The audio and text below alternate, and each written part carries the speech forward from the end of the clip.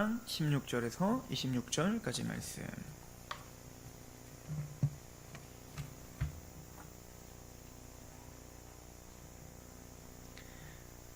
갈라디아서 5장 16절에서 26절 우리 한 목소리로 함께 봉독하도록 하겠습니다. 갈라디아서 5장 16에서 26절 같이 봉독할까요? 시작. 내가 이르노니 너희는 성령을 따라 행하라. 그리하면 육체의 욕심을 이루지 아니하리라. 육체의 소욕은 성령을 거스르고 성령은 육체를 거스르나니 이 둘이 서로 대적하므로 너희가 원하는 것을 하지 못하게 하려 함이니라. 너희가 만일 성령의 인도하시는 바가 되면 율법 아래에 있지 아니하리라.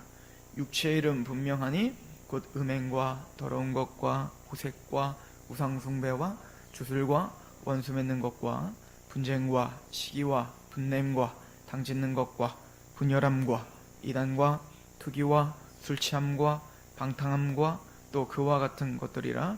전에 너희에게 경계한 것 같이 경계하노니 이런 일을 하는 자들은 하나님의 나라를 유업으로 받지 못할 것이요 오직 성령의 열매는 사랑과 희락과 화평과 오래 참음과 자비와 양선과 충성과 온유와 절제니 이 같은 것을 금지할 법이 없느니라. 그리스도 예수의 사람들은 육체와 함께 그 정욕과 탐심을 십자가에 못 박았느니라. 만일 우리가 성령으로 살면 또한 성령으로 행할지니 헛된 영광을 구하여 서로 노력게 하거나 서로 투기하지 말지니라. 아멘. 우리는 성령의 9가지 열매에 대해서 같이 상고하고 있습니다. 우리는 성령의 9가지 열매를 보면서 오늘 본문에도 읽어봤지만 육체의 소욕과 성령의 소욕은 부딪히고 같이 갈 수가 없다. 대적하고 있다라고 하죠.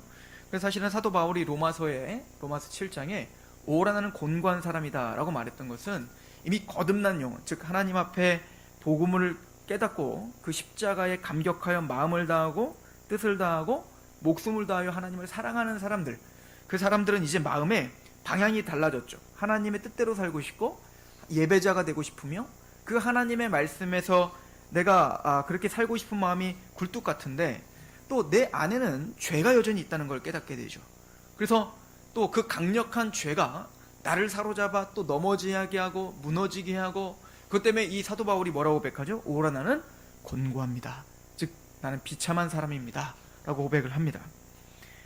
즉 하나님의 사람, 성령님의 사람은 바로 그런 탄식과 애통이 있다라고 하는 것을 우리가 보게 됩니다. 특별히 그러면 하나님의 사람, 성령님이 역사한다면 그럼 어떤 열매들이 드러날까? 라고 하는데 바로 성품 9가지가 바로 성령님의 충만한 자의 특징과 열매로 드러난다는 것을 오늘 또 보고 있는 거죠. 그 중에 우리는 세 번째 시간입니다. 사랑, 그리고 희락, 그리고 오늘 화평입니다. 하나님께서 주시는 이 열매인 그 화평이 무엇인지 또 우리가 성령님을 통해서 정말 이 화평, 즉 평강, 평안 똑같은 얘기거든요. 우리가 잘 아는 대로 히브리어로는 샬롬이에요. 그러니까 샬롬이 우리에게 어떻게 영향력을 끼치는지 또 샬롬을 갖고 있는 하나님의 백성들은 그럼 어떤 삶의 태도로 또 그 능력을 발휘하여 빛과 소금으로 사는지를 오늘 상고하고자 하는 것이죠. 우리가 유명한 말 중에 하나가 팍스 로마나라고 하는 말이 있습니다. 이 얘기는 로마 제국 시대 때에 특히 1세기에서 2세기 때의 그 로마 때에는 수많은 고대 로마의 전쟁사 중에 가장 평화로웠던 시기가 1세기, 2세기였다는 거예요. 그래서 사실은 그러나 꼭 그렇게 평화롭지만 않았어요. 파르티아 같은 나라들과 계속 전쟁을 벌였고요. 또 계속 내전이 있었기 때문에 뭐 그렇게 평화롭진 않았지만 그래도 고대 사회에 비해서는 그 로마가 제국이 강력한 군대를 이끌고 정복한 그 제국이 가장 태평성대를 누렸던 곳이 바로 1세기와 2세기였다고 하죠. 그래서 이제 팍스 로마나는 로마가 가는 곳에 평화가 있다라고 하는 것입니다. 사실은 요즘에는 이런 말들을 좀 패러디해서 좀 비난하고 조롱하는 데 씁니다. 예를 들어서 팍스 아메리카나 또 팍스 브리티니 또 그 얘기는 뭐냐면 제국주의들이 우리 미국이 또 제국주의가 그렇게 우리의 힘이 뻗치는 곳에 평화와 무슨 사랑과 번영과 이런 것을 우리나라가 무슨 다 하고 있는 것처럼 세계의 모든 중심인 것처럼 이야기하고 있는 그 나라들에 대해서 비난하는 용어로 팍스 로마나 팍스 아메리카나 이런 그걸 쓴단 말입니다. 그 이유가 뭐냐면 팍스 로마가 가는 곳에 평화 안위가 있다라고 말을 하지만 사실은 그것은 진짜 평화가 아니었다는 거죠. 강력한 제국의 힘으로 조용하고 있는 평화인 거예요. 전쟁이 없지만 그 가운데는 여전히 이기적인 다툼이 있고, 또 거기서 말하는 평화고 번영과 어떤 태평성대는 지도계층에게만 태평성대고 번영이지, 그 로마가 정복한 그 피지배 계층들, 노예들이랄지 이런 사람들에게는 가장 강력한 또 통치와 또 폭력과 착취가 있었던 것이 바로 로마인 거예요. 그러니까 사람이 만들어놓은, 사람이 추구하는, 또 사람이 뭔가 자랑하고 있는 평화라는 것은 사실 허울뿐이지, 사실은 뚜껑을 열어보면 거기는 이기적인 욕망과 거기는 탐심과 자기만족밖에 없는 것이 사실은 인간이 만들어낸 평화인 거예요. 사실은 진짜 평화라는 것이 어디 있겠습니까? 오늘 찬송에도 봤듯이 어디 간들 진짜 평화가 있겠습니까? 우리가 개인적인 사도 마찬가지예요. 우리의 일이 잘 풀립니다. 돈이 잘 벌리죠? 내 자녀들도 잘 되죠? 그럼 진짜 평화가 있나요?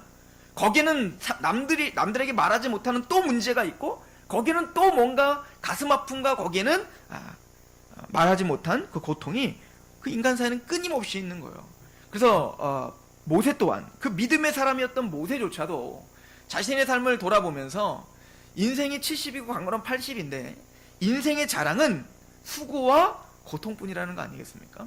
즉 우리 인생 살아가는 것은 진짜 평화가 이미 깨져버렸고 이제 진짜 평화가 이미 부서진 상태인 겁니다. 언제부터 그랬을까요? 바로 아담이 타락한 이후, 그 죄로 말미암아 이미 불안이라는 게 들어왔고 두려움인 게 들어왔단 말입니다. 아담과 하와가 에덴 동산을 살 때에는 두려움이랄지 불안이랄지 이런 것이 전혀 없었다고요. 근데 죄를 범함으로 말미암아 제일 먼저 찾아온 엄습해온 게 뭐였죠? 바로 두려움이었던 겁니다. 특별히 누구에 대한 두려움? 하나님에 대한 두려움이 있었던 겁니다. 하나님께 범죄를 하죠. 그 하나님께 범죄해서 하나님과의 관계가 끊어져 버리니 이제 누구와의 관계가 끊어져 버리죠? 형제인 가인이 아벨과의 관계가 끊어지는 거예요. 맨 처음에 부부 관계가 끊어지잖아요. 아담이 하나님과 끊어지니까 바로 아담이 처음에 하와에게 뭐라고 합니까? 뼈 중에 뼈요, 내 살 중에 살이요. 막 얼마나 평하고 이게 얼마나 그 평강이겠어요? 그런데 딱 죄를 짓고 나자 뭐요? 하나님 주신 얘 때문에 내가 지금 타락했다고. 이미 뭐죠? 평강이 깨져버린 겁니다. 거기는 분열과 싸움과 이기적인 어떤 자기 체면, 또 자기의 어떤 만족만 있을 뿐인 거죠. 그러니까 가정이 깨져버리고, 또 가정이 깨지는 것뿐만 아니라 이웃이 깨져버리고, 형제 간의 싸움이 일어나고, 이런 모든 것들이 바로 죄로 말미암아 진짜 샬롬, 진짜 평강 에이레네가 깨져버렸다라고 성경 우리에게 가르쳐주고 있죠. 그럼 진짜 평화가 뭘까요? 진짜 평강은 누구를 통해서만 주어지겠습니까? 당연히 하나님입니다. 그래서 예수님께서는 이렇게 말씀하십니다. 요한복음 14장인데요 25절부터 제가 읽어드리면, 내가 아직 너희와 함께 있어서 이 말을 너희에게 하였거니와 보혜사 곧 하나님께서 내 이름으로 보내실 성령, 그가 너희에게 모든 것을 가르치시고 내가 너희에게 말한 모든 것을 생각나게 하리라. 성령님이 오시면 그 성령님이 하시는 역할이 뭐라고요? 그 예수님을 증거하시고 예수님이 가르쳐주신 그 말씀, 하나님의 진리를 너희에게 알려주겠다는 것입니다. 그럼 27절, 그 성령님을 통해서 깨달은 그 예수님, 성령님을 통해서 깨달은 그 예수 그리스도의 말씀을 통해서 우리에게 주어지는 게 뭡니까? 27절, 평안을 너희에게 끼치노니 곧 나의 평안을 너희에게 주노라. 내가 너희에게 주는 것은 세상이 주는 것과 같지 아니하니라. 너희는 마음에 근심하지도 말고 두려워하지도 말라. 세상이 자랑하고 있는 팍스 로마 이런 어떤 평안이 아니라 하나님이 주는 진짜 평안이 있다는 겁니다. 세상이 주는 것과는 다른 진짜 평강이 예수 그리스도를 통해서만 너에게 주어질 수 있다라고 이야기를 하죠. 이걸 누가 깨닫게 하신다고요? 성령님입니다. 그래서 성령님은 우리에게 뭐죠? 그 평강, 진짜 평안이 무엇인지, 그 화평이 무엇인지를 우리에게 알려주시는 분인 겁니다. 세상이 말하는 평강이란 뭘까요? 여러분들이 생각하는 화평은 무엇입니까? 우리가 생각하는 화평과 평강은 어떤 싸움이 없고 또 내 영혼이 만족하고 또 뭔가 번영과 어떤 문제가 없는 상태, 그 상태를 우리는 평강이라고 이야기를 할 겁니다. 그러나 성경에서 말하는 평강이라는 단어, 이 샬롬이라고 하는 단어는 그런 단어랑은 약간 달라요. 이 단어의 뜻은 바로 관계적인 문제인 겁니다. 즉 하나님과 인간과의 바른 관계 속에서 느껴지는 그 평안이 평강인 거예요. 환경과 상황이 우리에게 평강을 말해주는 게 아니라 어떤 상황이든 어떤 환경이든 지금 어떤 내 감정이든 하나님과 관계 속에서 유익한 관계, 또 바른 관계가 맺어졌을 때 진짜 그것이 평강이고 샬롬이다 라고 가르쳐주는 게 성경의 가르침이라고 합니다. 자, 그 예를 들어서 빌립보서 4장에 가면 우리가 잘 아는 말씀이 있습니다. 한번 가볼까요? 빌립보서 4장 4절입니다.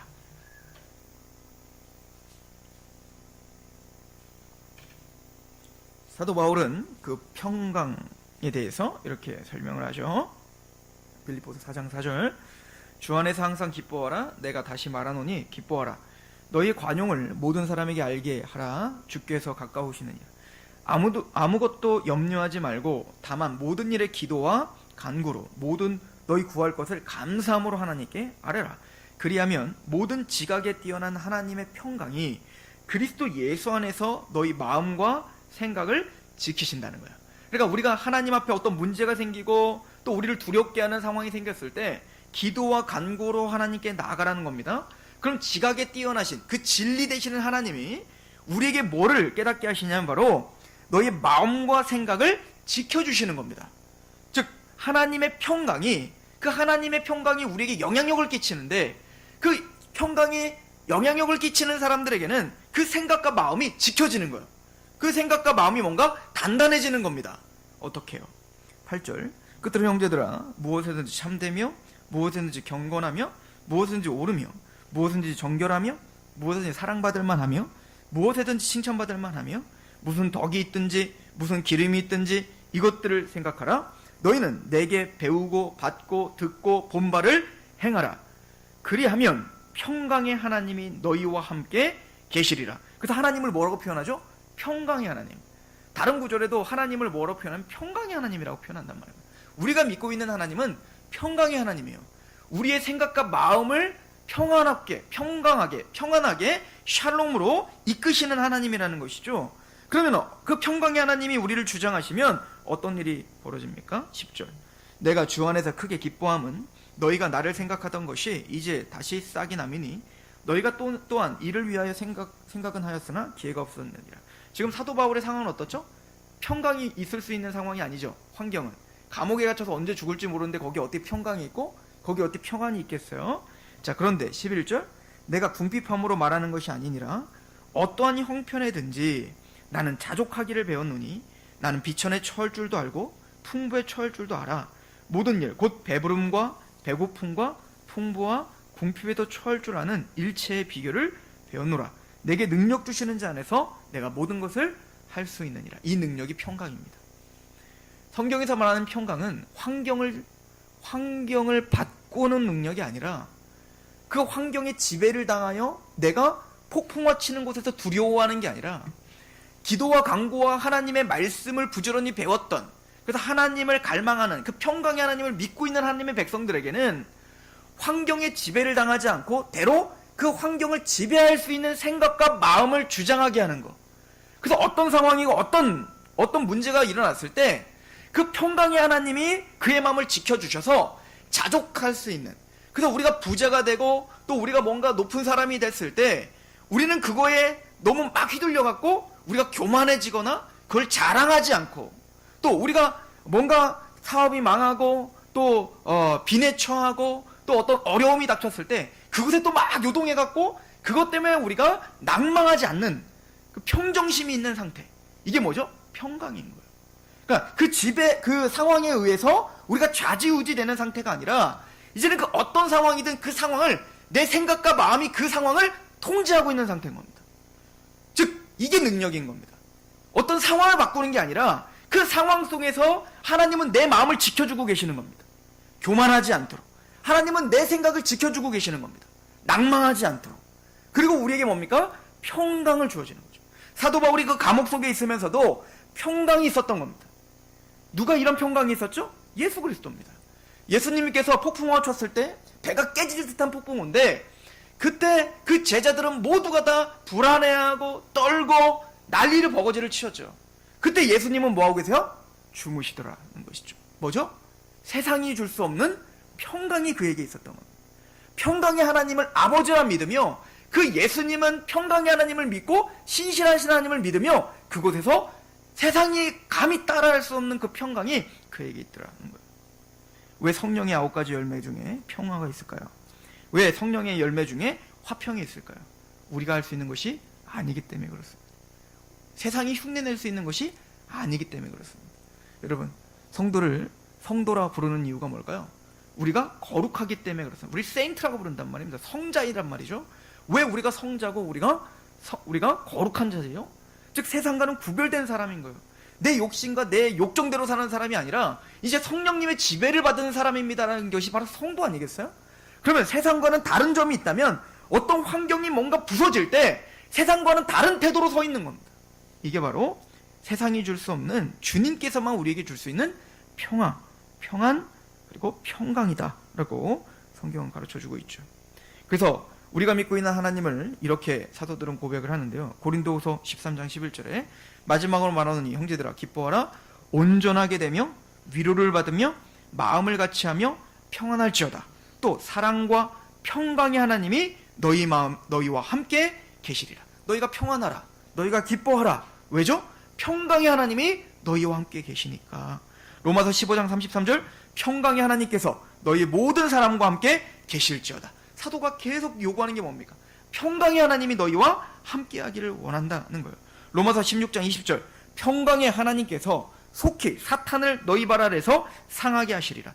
우리 주 예수의 은혜가 너희에게 있을지어다. 그 평강의 하나님께서 속히 사단의 권세를 밟게 하실 거라는 믿음이 있는 거죠.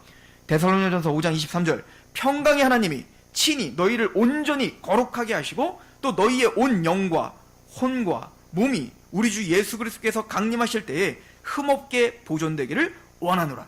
그 평강의 하나님은 우리의 혼과 영과 몸을 온전히 보존시킬 수 있는, 우리를 보존하시고 우리를 인도하시고 견인하실 수 있는 우리의 보호자가 되신다.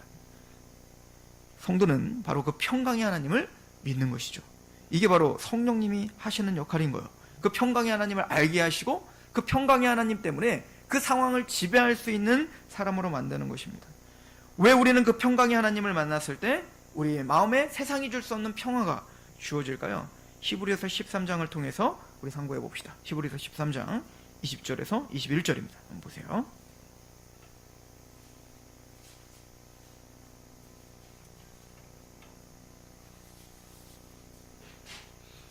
히브리서 13장 20절에서 21절입니다. 같이 공독합니다. 시작.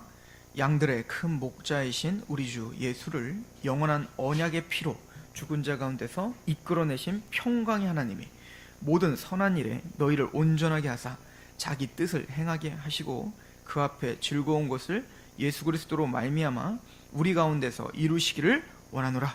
영광이 그에게 세세 무궁토록 있을지어다. 아멘. 양들의 큰 목자이신 우리 주 예수를 영원한 언약의 피로 죽은 자 가운데서 이끌어내신 평강의 하나님. 이 평강의 하나님을 뭐와 연결시키죠? 즉 십자가에서 죽었던, 그 사망의 권세에서 죽었던 그 예수님을 다시 부활시켜 주시는 능력의 하나님. 또 이것은 이미 구약서부터 예언되었던 그 메시아를 보내주시고, 그 메시아가 이사야서 53장에 있는 것처럼 우리를 위해서 허물과 죄로 인해서 찔림을 당하고 죽임을 당하고 시편에 고백한 것처럼 그는 썩음을 당치 아니하시며 다시 부활하실 것에 대한 그 언약을 신실하시게 지켜주시는 하나님. 그 하나님이 뭐요? 평강의 하나님이신 겁니다. 십자가에서 부활시켜주시는 그 능력의 하나님께서, 그 평강의 하나님께서 모든 선한 일을 너희를 온전하게 하사 자기 뜻을 행하게 하시고 그 앞에 즐거운 것을 예수 그리스도로 말미암아 우리 가운데서 이루시기를 원하노라. 사도 바울은 무엇을 믿고 있었던 거죠? 십자가에서 부활시켜주시는 그 언약에 신실하신 하나님, 또 부활시킬 수 있는 능력의 하나님께서 왜 평강의 하나님이냐면 그 하나님의 약속은 하나도 땅에 떨어지지 않고 모두가 이루어지는 거예요. 그런데 그 하나님이 우리를 불러주셨어요. 우리와 지금 함께 계시는 겁니다. 그러므로 깨어질 듯한 그 폭풍우 속에서도 그 배가 침몰하지 않을 것을 믿고 평강을 갖고 있는 거죠. 왜죠? 그 하나님은 신실하시기 때문에 그렇습니다. 엣지 오브 투모로우라고 하는 영화가 있었어요. 그 영화는 뭐 이런 내용입니다. 하루가 계속 반복되는 거예요. 미래 전쟁 속에서 하루가 계속 반복되는데, 이 탐 크루즈가 주인공인데요. 그러니까 처음에는 어떤 죽으니까 두렵죠. 막 적군들이 들어오니까 막 죽으니까 두려운 거예요. 근데 다음날 또 그 자리로 태어나는 겁니다.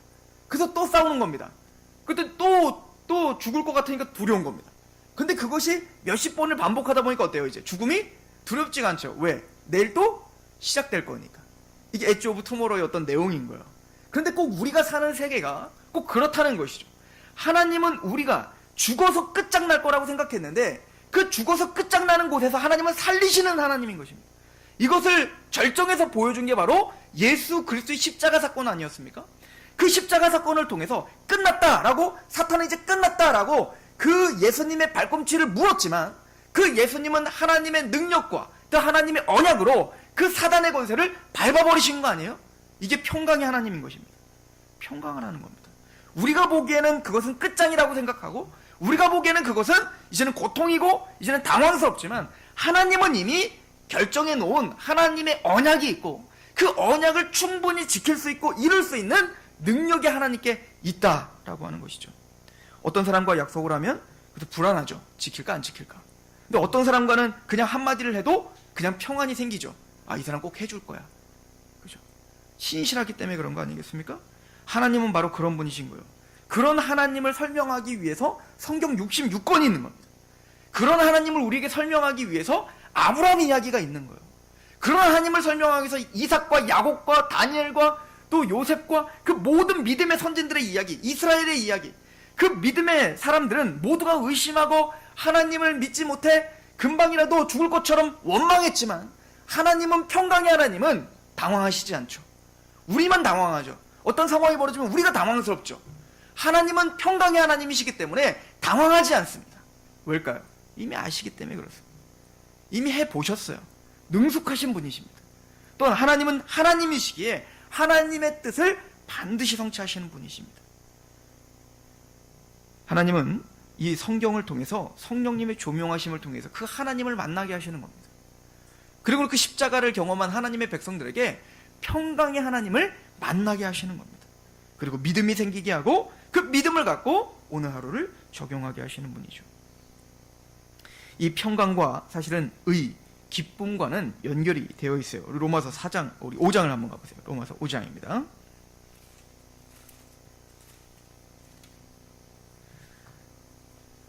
로마서 5장 1절에는 이렇게 우리에게 설명을 해주죠.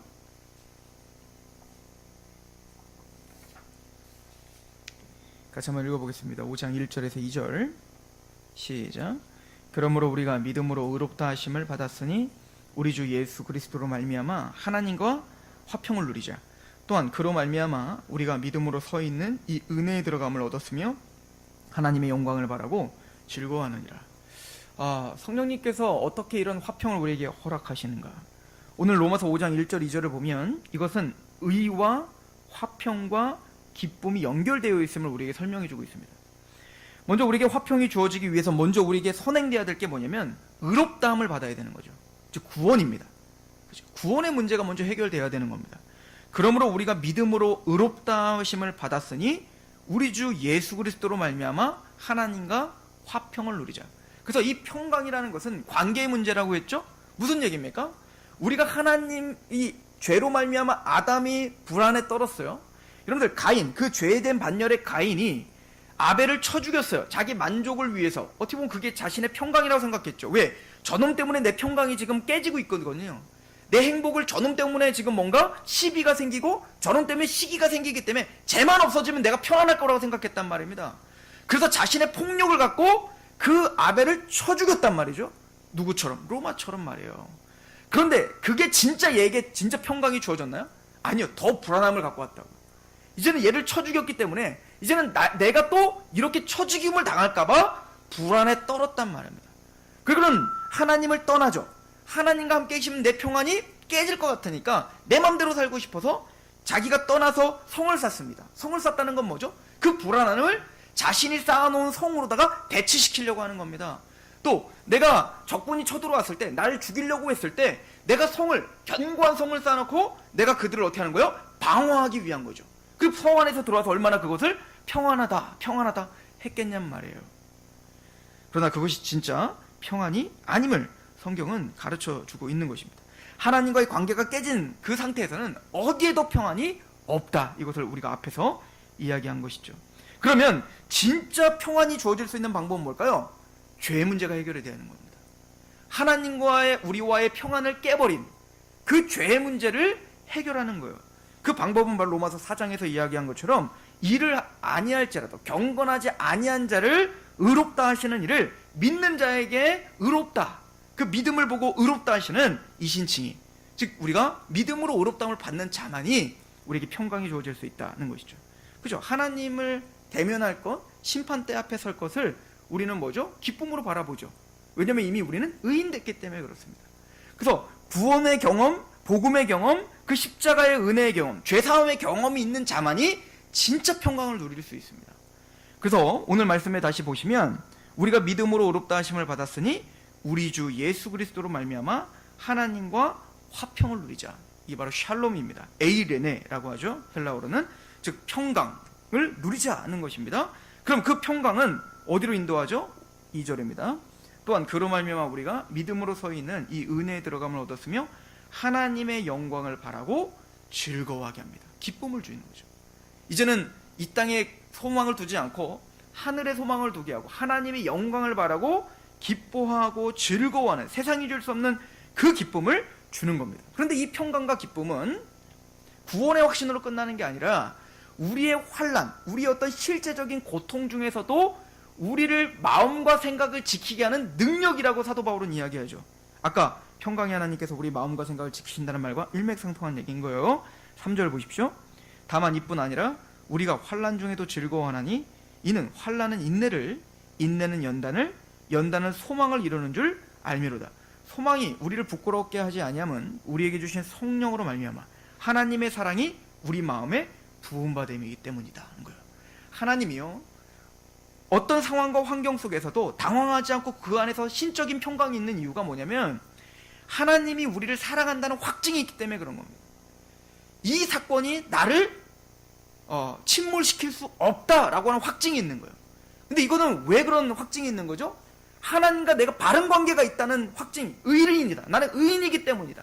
그리고 그 믿음으로 의롭다함을 받은 나는 하나님과 이미 화해하였다. 이걸 로마서 8장은 뭐라고 합니까? 우리가 예수로 말미암아 성령을 통해서 하나님을 뭐라 부르죠? 아빠? 아버지라 부르짖게 되는 거예요. 이제는 하나님을 생각할 때 그 하나님은 두려우신 분이 아닌 거예요. 그분은 우리 아버지신 겁니다. 우리 자녀들이, 어린 자녀들이 뭔가 어두운 가운데 있고 또 무서운 사람들 가운데 있다가 정말 외로운 곳에 있다가 그곳에 부모를 만났을 때 어떻죠? 아버지를 만났을 때 어떻죠? 막 울면서 와서 안기면서 안식을 누리듯 우리는 하나님을 생각할 때 그 하나님이 나의 아빠라는 것을 믿는 사람들이란 말입니다. 이것이 우리를 평강으로 주장하게 되더라는 것이죠.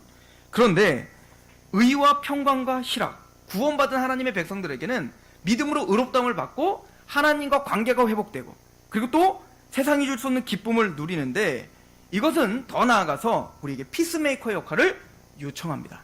이건 자연스럽게 우리가 하나님과 화평을 누릴 뿐만 아니라 이제는 그렇게 화평을 누리는 자는 세상에 대하여 화평케 하는 자가 되더라 라고 이야기합니다. 로마서 14장 보세요. 이 말씀을 한마디로 이렇게 정리를 하죠. 로마서 14장 17절을 보세요.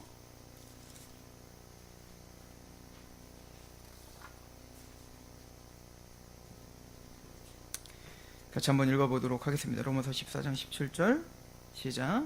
하나님의 나라는 먹는 것과 마시는 것이 아니요 오직 성령 안에 있는 의와 평강과 희락이니라. 아까 로마서 5장에 설명했던 그거죠. 믿음으로 의롭다함을 받은 거 의, 또 그 예수로 말미암아 하나님과 화평을 누리다. 우리가 예수님 화목제물 되셔서 우리는 이제 하나님을 아빠, 아버지라 부르짖죠. 또한 이제는 그 아버지께서 우리에게 뭐죠?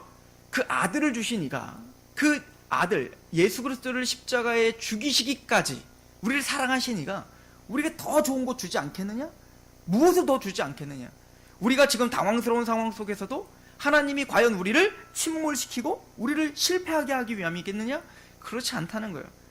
높음이나 깊음이나 그 어떤 피조물도 그리스도의 사랑에서 끊을 수 없다. 이게 확증되어 있다고요. 이게 우리에게 진짜 평안을 주는 능력이란 말입니다. 자, 그런데 18절입니다. 14장 18절. 이로써 그리스도를 섬기는 자는 하나님을 기쁘시게 하며 사람에게도 칭찬을 받느니라. 근데 하나님의 나라가 임한 자들은 의를 정말 믿고, 정말 내가 의인 됐다는 걸 믿고, 그리고 내가 하나님과 예수님의 화목제물로 내가 하나님을 화평한 자로 믿는 자는, 또 내가 세상이 주선 그 기쁨 가운데 누리는 자는 하나님을 기쁘게 하죠. 예배자가 되니까요. 근데 하나님을 기쁘게 할 뿐만 아니라 누구에게도 칭찬받아요? 사람에게도 반드시 칭찬받게 되어 있습니다. 이거는 당연한 거예요. 아담이 죄로 말미암아 하나님과의 관계가 끊어져 버려 하나님과의 화목이 파괴됐을 때 누구와의 관계도 파괴됐죠? 인간과의 관계 속에도 파괴되고 그 평안이 깨져버렸어요. 그럼 반대로 회복의 능력인 복음은 우리를 복음을 믿게 하면 마음을 다하고 뜻을 다하고 목숨을 다하여 주 하나님을 사랑하게 하여 하나님과의 관계가 회복되고 하나님과 인간과의 평안이 화목이 주어지면 반대로 반드시 어떻게 될까요? 보여지는 형제와의 관계 속에서도 관계가 회복되고, 그리고 그 관계 속에서 뭡니까? 세상이 줄 수 없는 그 평안한 관계, 그 화목의 관계가 반드시 주어지는 거 아니겠어요? 그래서 야곱이 그 죄로 말미암아 그 형과 그 관계가 끊어진 다음에 야곱이 야복강가에서 하나님을 만나 이스라엘이 되고 하나님과의 관계가 회복되자마자 누구와의 관계가 회복됩니까? 형제 에서와의 관계가 회복되는 거 아니겠습니까? 그래서 말하는 겁니다. 너희가 진짜 하나님 나라가 임했니? 그러면 너희는 의인이고, 그리고 하나님과 화평을 누리지, 그리고 너희는 세상이 줄 수 없는 기쁨을 누리지. 그런데 이로써 그리스도를 섬기는 자는 하나님을 기쁘시게 하며 사람에게도 칭찬을 받는다. 어떻게요? 19절 보십시오. 그러므로 우리가 화평의 일과 서로 덕을 세우는 일을 힘쓰나니. 진짜 하나님 나라가 임한 사람들, 진짜 평강의 하나님을 만난 사람들은 피스메이커 역할을 한다는 것입니다. 그 사람이 가면 깨지고 싸움이 나고 갈등이 나는 게 아니에요. 하나님의 성령의 사람들이란 가면 같이 치유되고 같이 하나가 되고 같이 조화가 되는 거예요. 왜 그럴까요? 예수님께서, 그 화평의 주님께서, 그 주님은 자신을 희생하여 그리고 하나님과의 관계를 회복하게 하는 그런 마중물이 되셨던 것처럼 우리 또한 그 예수님의 십자가의 길을 따라가는 자기 때문에 그렇습니다. 이제는 내 유익을 구하는 게 아니라 남의 유익을 구하여 그들로 하여금 하나님과 관계가 회복되기를 갈망하는 자기 때문에 그렇습니다.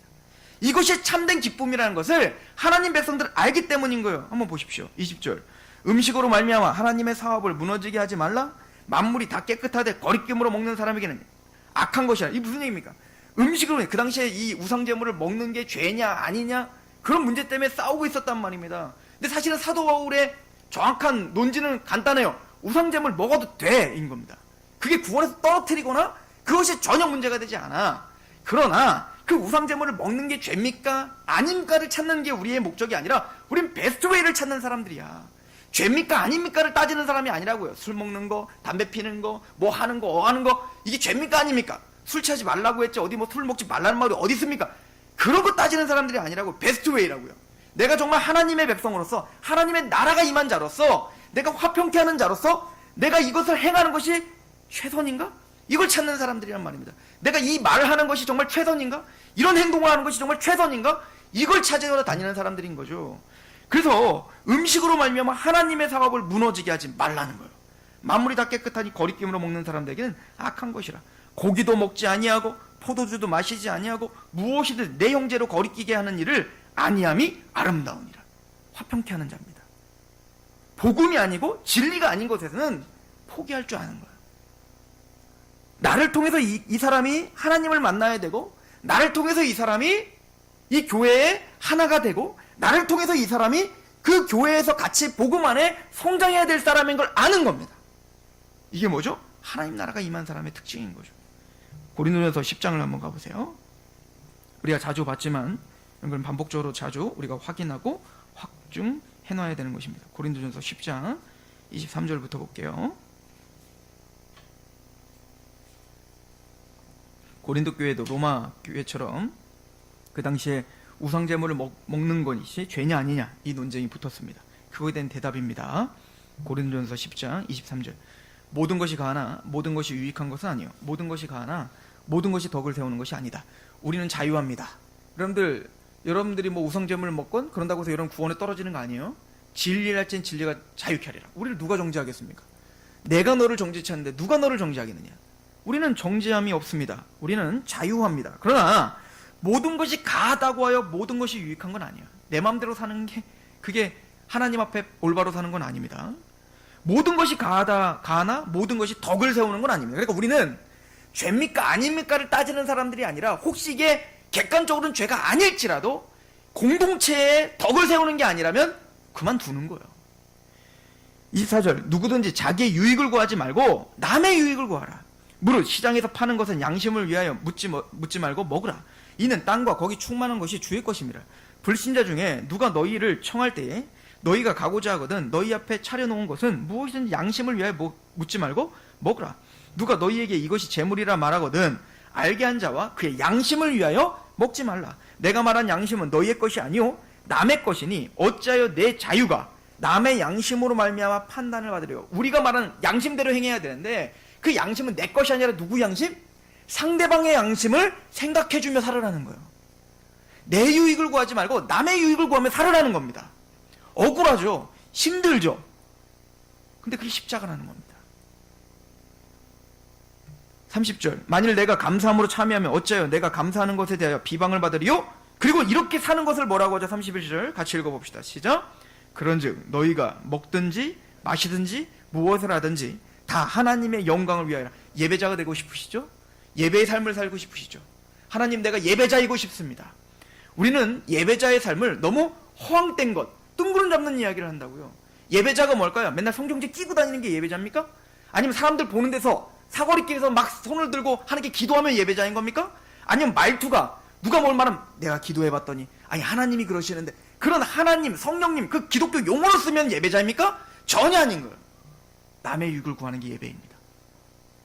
나를 희생시켜 그를 위해 사는 거. 주님이 죄인인 나를 위해 살았던 것처럼 나도 그를 위해 사는 것이 먹든지 마시든지 무엇을 하나님의 영광을 위한 삶인 겁니다. 목적이 어디 있을까요? 32절 유대인에게나 헬라인에게나 하나님의 교회나 거치는 자가 되지 않는 것입니다. 화평한 자가 되죠. 그 사람이 가면 평강이 주어지는 겁니다. 그 사람이 한 교회가 분열됐던 것도 하나가 되는 것입니다.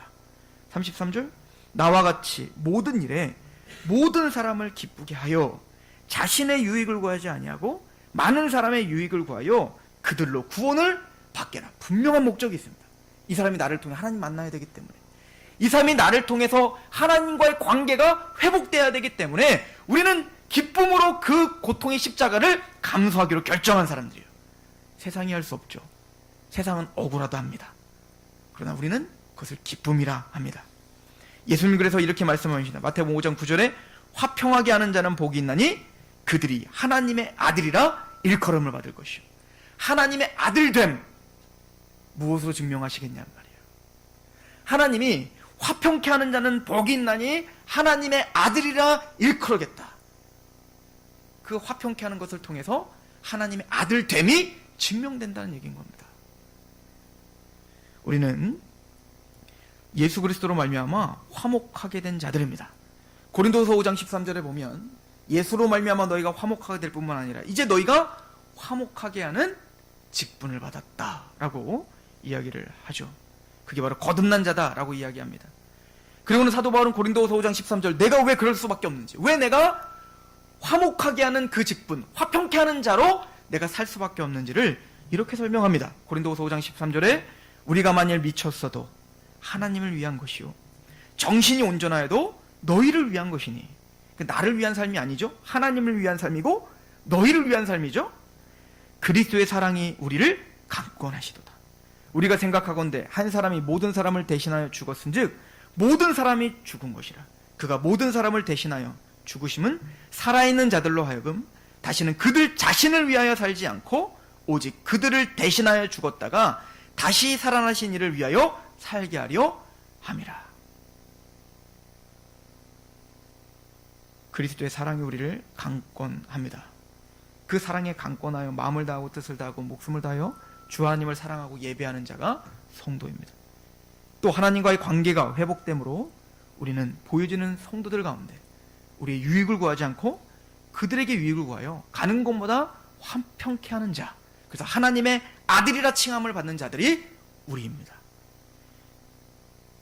우리는 누군가를 만났을 때 하여튼 그 사람을 만나면 그냥 막 평강이 주어지는 사람이 있어요. 저도 있습니다. 그 사람만 만나면 그냥 평안해져요. 내가 막 화가 나서 막 토론하는데 힘들었지? 그 한마디에 그냥 평강이 주어지는 사람이 있어요.